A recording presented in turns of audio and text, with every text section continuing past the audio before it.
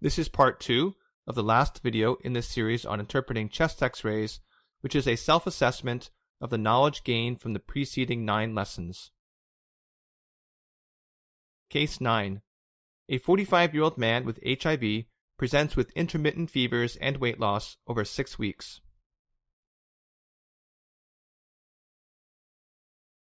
So there's obviously a diffuse bilateral process going on.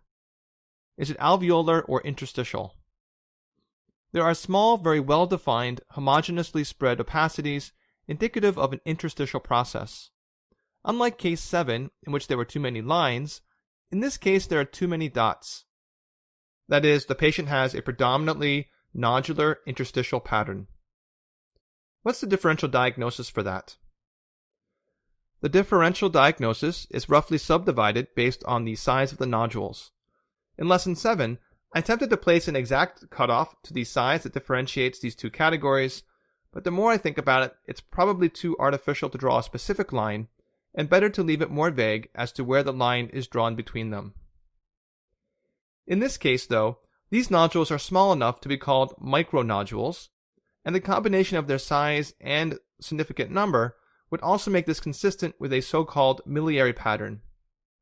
While there is more than one etiology of miliary interstitial opacities, for a patient with HIV presenting with a subacute to chronic febrile illness with cachexia, tuberculosis absolutely must be the primary consideration. Other considerations could include various fungal diseases depending upon the patient's geographic location and environmental exposures. Case 10. A 35-year-old woman with scleroderma presents with subacute progressive dyspnea on exertion.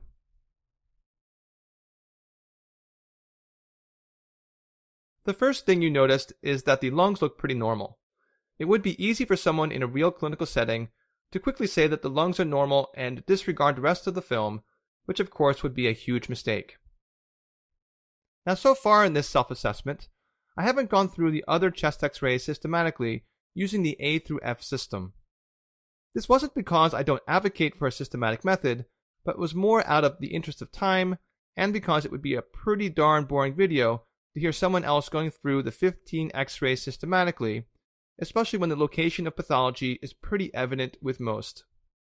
But in this case, the pathology is more subtle, so let's practice the system.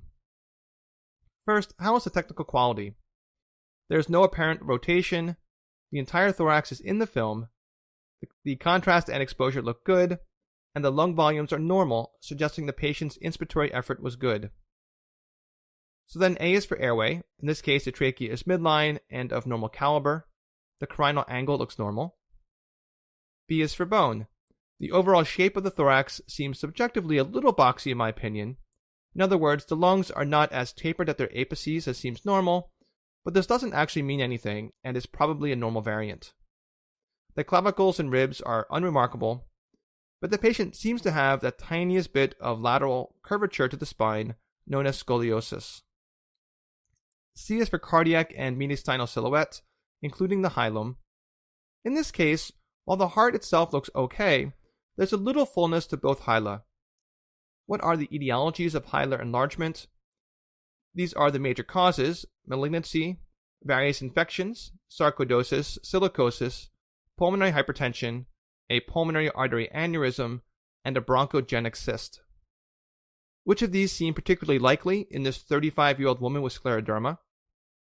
Well, for anyone not familiar with scleroderma, it is a systemic autoimmune disease presenting with some combination of skin changes, esophageal problems, a peripheral vascular problem called Raynaud's phenomenon, interstitial lung disease, and pulmonary hypertension. So in this patient with progressive dyspnea on exertion, pulmonary hypertension is almost certainly the cause of both the hilar fullness and her symptoms. And to appreciate how the central cardiovascular structures line up with the hilar fullness seen here, let me superimpose this image. If we continue with our systematic method, D is for diaphragm, which looks okay. E is for effusions, and more generally the pleura. No pleural disease is evident here. And finally, F is for fields, which as stated in the beginning of this case's analysis, are normal. So in summary, the patient's primary finding is bilaterally enlarged hyla, probably due to pulmonary hypertension. Case 11. A 52-year-old woman presents to her primary care doctor with a 20-pound weight loss over 6 months and intermittent fevers. In the interest of expediency, I'm going to defer the systematic method for this case, though I would still encourage you to examine each film systematically. In this X-ray, there is a large mid-thoracic mass that appears just to the right of midline. Where exactly is that mass? The clue is actually on the lateral film. Look here. What's not present? There should be a retrosternal lucency, which isn't there, suggesting something occupying the anterior mediastinum. So this mass that looks like from the PA film to be to the right of the mediastinum is actually probably arising from within the anterior mediastinum and spreading laterally. Here's a differential diagnosis of masses in either the anterior or superior mediastinum. Of these, given the patient's weight loss and fevers, a lymphoma is most likely. So a large anterior mediastinal mass due to possible lymphoma, which is indeed what she ended up being diagnosed with after biopsy. Case 12. A 58-year-old liver transplant recipient presents with fever, chest pain, hemoptysis, and dyspnea, progressively worsening over the course of a week. At first glance, it may seem like this chest X-ray is showing the patchy, indistinct opacities of alveolar disease. However, if you look more closely, you'll realize that this patient actually has many pulmonary nodules, some of which are quite large. And these nodules are large enough that one would not usually call it a nodular interstitial pattern per se. The differential diagnosis for multiple pulmonary nodules? Cancer, obviously, along with a variety of unusual infectious and inflammatory diseases, and also amyloidosis. There may be some hints as to the diagnosis based on radiographic characteristics of the nodules, but those are really attending radiologist level distinctions. For non-radiologists, such as myself, the better clues are actually in the clinical history. The patient's been sick just for a week, which makes pulmonary mets less likely. But the patient is immunocompromised due to their organ transplantation. This makes all of the infections more likely, and in particular, organ transplantation is a significant risk factor for fungal pneumonia and to lesser extent nocardia, which is an opportunistic bacterial infection rare in patients with an intact immune system. I would summarize the chest X-ray by stating the primary finding is innumerable bilateral pulmonary nodules of varied size, most prevalent in the mid-lung zone, which is consistent with, but not diagnostic, of fungal pneumonia. In this particular case, the patient was diagnosed with pulmonary aspergillosis. Case 13. A 56-year-old man with no prior past medical history presents to urgent care clinic with 2 days of sore throat and fever.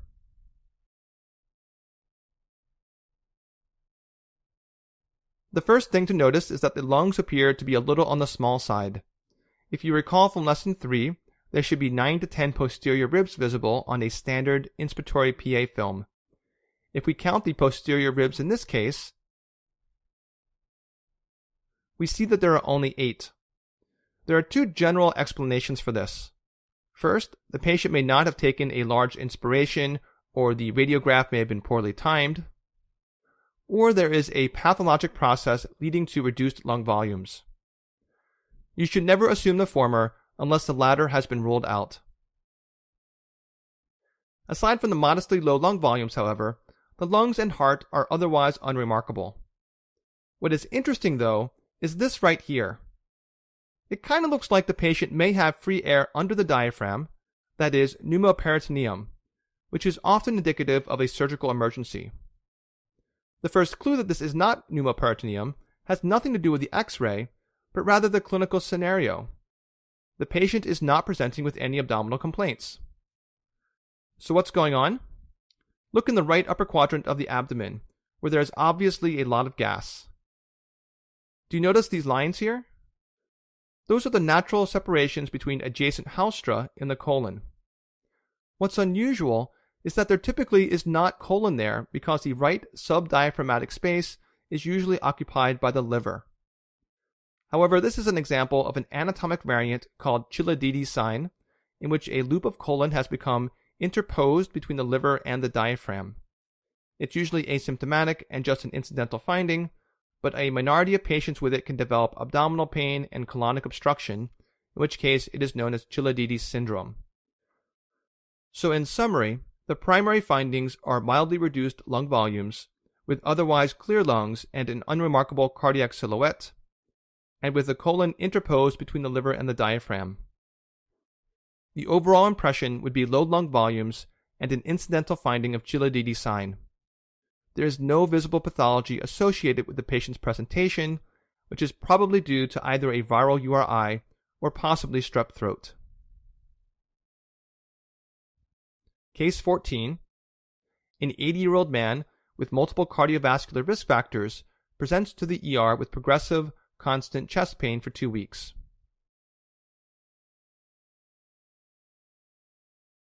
First, this is a suboptimal X-ray for the most obvious reason that the bottom of the lungs aren't even included in the film. Aside from that, this is also a great example of a chest X-ray finding that can be easily missed if the radiologist is not provided the clinical history, or if the ordering physician ignores the details of the clinical history when he or she interprets the film themselves. When a patient with risk factors for acute coronary syndrome presents with chest pain, the X-ray is usually ordered to rule out so-called don't miss diagnoses. For example, to make sure the mediastinum isn't wide, suggesting an aortic dissection as the cause of pain, and to make sure there isn't a big pneumothorax or pneumomediastinum. Things like that. My guess is that 9 times out of 10, the ER doc or the internist who orders this chest film, in this context, would conclude that it's normal and then move on to admit the patient for a so-called rule-out MI admission. So what's the problem? It's this. This patient has had constant chest pain for 2 weeks. Assuming that history is accurate, there is no way this patient has acute coronary syndrome.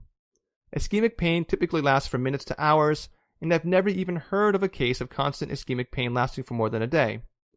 This is relevant because with an acute MI ruled out by history, other less common causes of chest pain all become more likely, which would prompt a much closer inspection of the initial chest X-ray. And if we are being good about going through the film systematically, when we get to the B for the bones, we might notice something abnormal.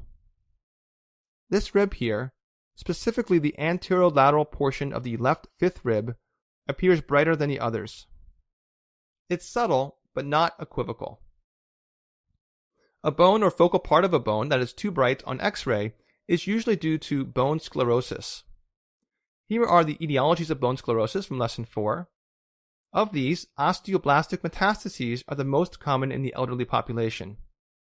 Most malignancies cause osteolytic mets.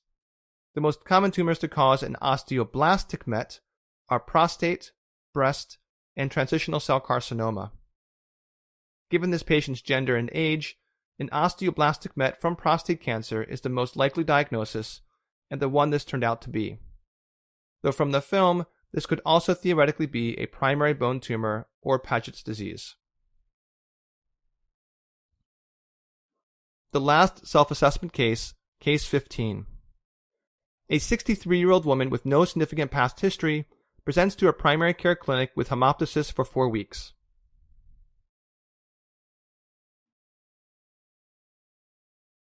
If we were to go through this film systematically, what do you think about the technical quality? There is one technical problem. What do you notice about the lung apices? On a normal chest X-ray, you can usually see a small portion of the apices peeking up above the medial ends of the clavicles. When you don't see that, it suggests that the film is a lordotic view, meaning the X-ray beam was angled slightly upwards. This is a relatively unusual problem with a PA film unless done intentionally. But nonetheless, this looks like a lordotic film. Aside from that, as with Case 14, this X-ray also has a major pathologic finding, which is easy to miss if you're not thinking about it. Continuing with our systematic method, we move on to A for airway. the trachea looks relatively unremarkable, but what about the right and left mainstem bronchi? Typically, the left mainstem bronchus takes off at a more horizontal angle than the right, but in this case, the left is angled relatively inferiorly, which if you look more closely, is because the entire hilum has been pulled downward. B is for bones, which are normal. But then C for cardiac and mediastinal silhouette leads us to another finding. Although the heart silhouette itself looks okay, the descending aorta is obscured by this unusually shaped triangular shadow. I'll return to that in a second. D is for diaphragm. Now the lordotic view may alter the appearance of the diaphragm a little, but even considering that, the left diaphragm looks a little funny. E is for effusions and pleura.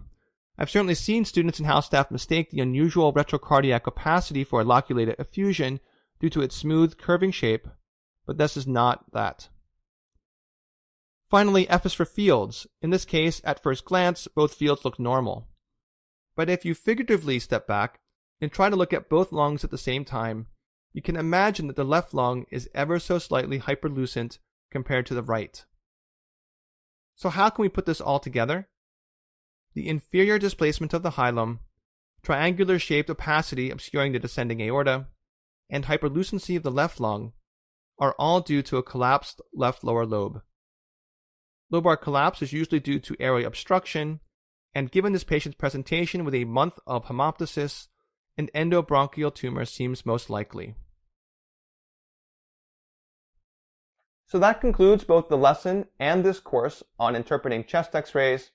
I stated at the very beginning my goal was to teach you everything a non-radiologist might need to know about them within the context of the routine care of patients, and I hope you feel I've succeeded. However, as with any skill, watching videos will be insufficient for true mastery, which will also require both deliberate practice and occasional feedback. So I hope you enjoyed this video series. If you did, please remember to like the videos and share them with your friends and colleagues and classmates, and feel free to leave any comments or questions in the space below.